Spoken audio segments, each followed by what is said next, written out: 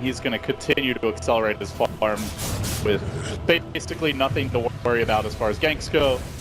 But there is a fight brewing now. Notel's going to get caught out in the mid lane. Disruption to try and keep him alive a bit longer. Notel too low to even bother with an Eclipse. He's down for the count. Now the stun on Fly. This is the kind of chaotic fight that MVP live for. Can Fly make it away? Looks like the Urn Charge should be enough to take that Shadow Demon down. The counter Urn Charge. A bit too late. He will fall, and S4-2 make it 3 just like that. No buyback on Luna instantly. MVP on a silver platter has been gifted the dream scenario to push. The dire creep wave was at the tier 3 mid. Like they didn't even have a creep wave anywhere nearby. It was a great smoke. They TP back to, like, they had the Jug pushing out top, but then they smoked their 3 heroes towards the mid lane to go and fight well past the creep wave. They do these unpredictable maneuvers that completely catch you by surprise. And Dubu swap catching S4 the secret shop was fantastic. That got them the bonus kill, and Darkseer doesn't want to buy back here. He's 10 seconds away. They're just going to probably use the glyph, but not their buyback here. This is a lot of damage. Even when you're back up to life, it's a hard fight to win. It's MVP's BKB's sniper. Yeah, even just the level on Vengeance are still packs a punch, because OG will have the full complement of heroes and abilities ready to go now. Can they take the fight? That's the question. S4 smoked up, look for the blink back to get it started. Heal, and he finds Balo, who immediately Blade Fury still survive now. The Eclipse comes out. Then he's going to take that up easily with the borrowed time and forward and pumping damage into Jax. Will bring down the Fishman. Now turning up to Notel. Lapses it off, dives a bit further, Fly no disruption for a few seconds. There's the purge, the big decides the 2-for-1 this far. If Corp can get the kill, it would be huge, but he's low, in danger. As Corp blinking back to force that pesky bug away, and with a shield and a heal, he should survive. Ends up being a 2-for-1, but they did have to commit everything there. The tier 3 falls, some chip damage on the range. And if you know anything about MVP, they're going to respawn and run right at you just again. That was a good hold from OG. Is still constantly losing a tier 3 there. That was the cost of getting picked off and not wanting to use their buybacks. They're also down a glyph now, so if MVP get in a similar position, they're not going to have glyph to defend their racks with, but they do manage to hold and buy themselves some time. Ember made a really good call, just went straight for the backlines, took out the Venge first. That was the only means of disable there. So Honor basically took out both the Sniper as well as the Venge all by himself there, and also the Healing Ward, which was causing a lot of problems. Yeah, I just mentioned he only caught one. He actually caught QO, but the issue is QO with the BKB isn't really the easiest kill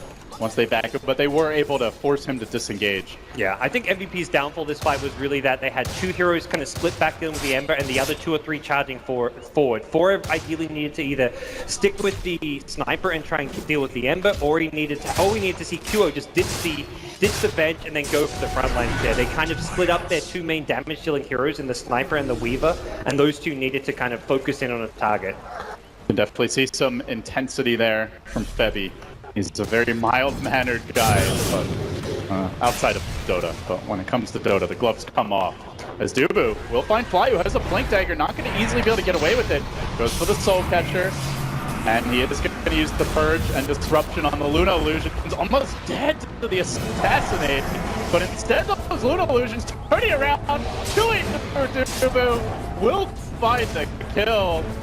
Fly, a bit of style points there, makes it out.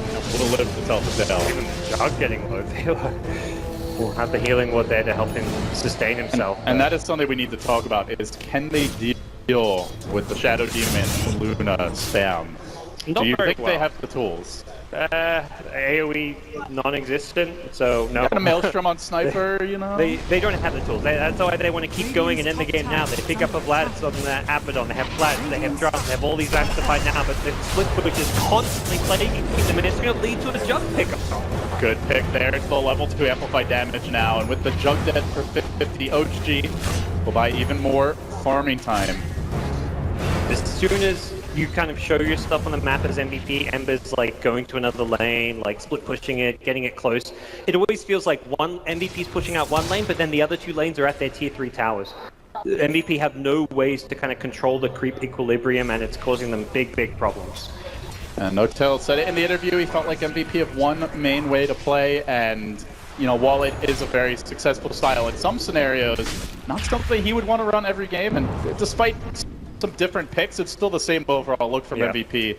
You have to have a good start, need to keep the pressure up all game, whereas OG, much more of that taking time bomb style, and it seems to be paying off now. If they will jump, assassinate Dubu, and then see you later, says Mr. Ana. Back to the rune, and back to farming mid, and you can just see the way OG are moving around the map. Gods constantly, dire heroes spread out, taking advantage of mobility items. We've seen now a double blink dagger for OG. They've had it for a little while. The BOTs as well. Jerax does get caught here by 4Ev, but Ana's there to cover his retreat. And they're just, like you said, they're just outmaneuvering them, farming all over the map. Not a whole lot MVP seem to be able to do about it. You look one way, MVP trying to deal with one threat, and then suddenly the other side of the map, there's Nesty Luna bottom. It felt like the Ember at top was split push was a threat. Well, now you're going to worry about bottom, you're going to have to worry about mid. Every lane just being pressured, and they found